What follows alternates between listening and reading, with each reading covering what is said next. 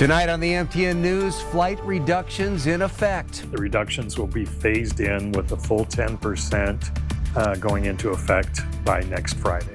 The government shutdown causing headaches for many travelers. What to expect if you're flying out of Billings.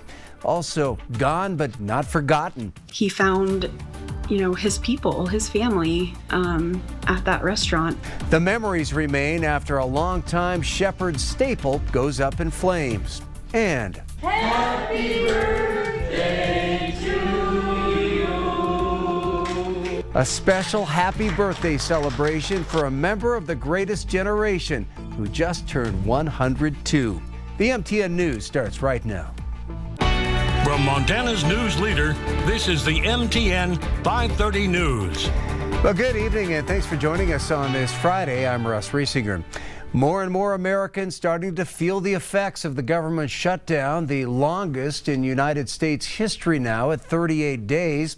Lawmakers remain at an impasse to reopen the government. Democrats in the Senate offered a new proposal today saying they would end the shutdown in exchange for a one-year extension of the ACA health care tax credits and a plan to continue broader talks to bring down health care costs.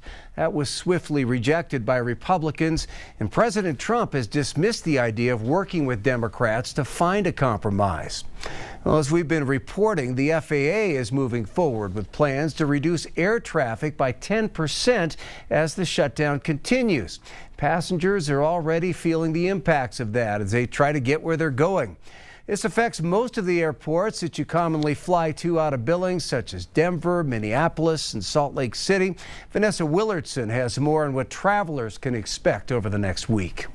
Thanks for calling United Airlines. When you call the 1-800 phone number for United Airlines, go directly to united.com/GOV shutdown. You'll find a voicemail alerting passengers of canceled flights. For the latest update, including a list of canceled flights. And now airports are seeing even more flights get canceled due to the shutdown, as the FAA made the decision to reduce 10% of air traffic across 40 major U.S. airports starting Friday. The message that we've received as well is that the reductions will be phased in with a full 10% going into effect by next Friday. At the airport in Billings, Director of Aviation and Transit Jeff Roach says he has already noticed the effects of these flight reductions. United Airlines has canceled a flight from Denver to Billings and then back to Denver again tomorrow afternoon. It's really too soon to tell if we'll see more cancellations. The good news is many airlines are constantly updating flight status online.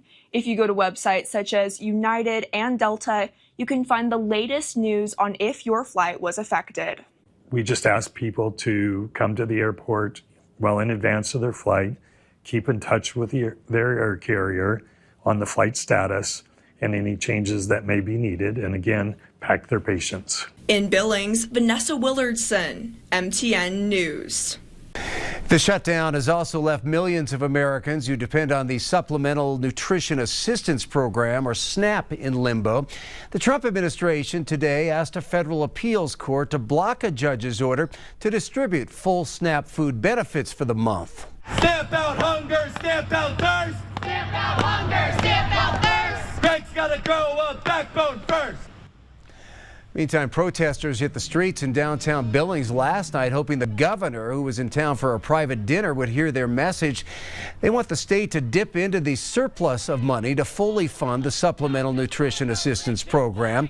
The rally was organized by the People United Billings, or PUB, and the rally's a reaction to the governor's stance that the state cannot fund this federal program without guarantees for reimbursement.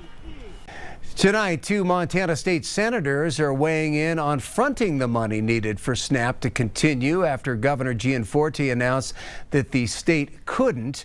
State Senator Mike Yakowicz says the problem is on the governor's radar, but Bozeman Senator Cora Newman says there's no reason for the state not to pony up that money. I am really disappointed to see our governor play federal games because he's not a federal servant. He is the governor. He is responsible for serving our state. He's not in Congress.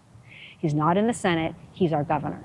it's a difficult time from the federal level to the state level. And people are asking me, what are we doing? What can we do? And I can reassure them that we're in contact with the governor. We're in contact with Charlie Brereton. We're in contact with local and older or elder senators and legislators who are working on this issue. The USDA announced it would only cover 65% of SNAP benefits this month. Several states are now reporting that full SNAP benefits will be available by the end of the day, though.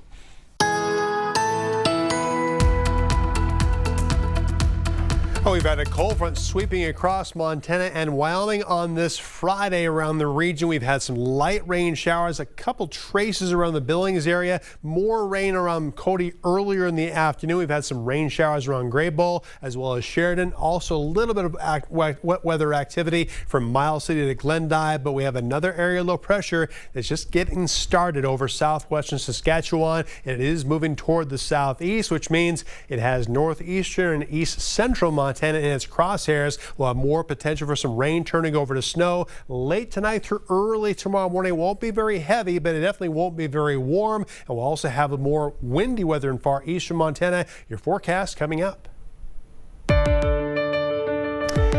Follow up now on the fire at the Feedlot restaurant in Shepherd.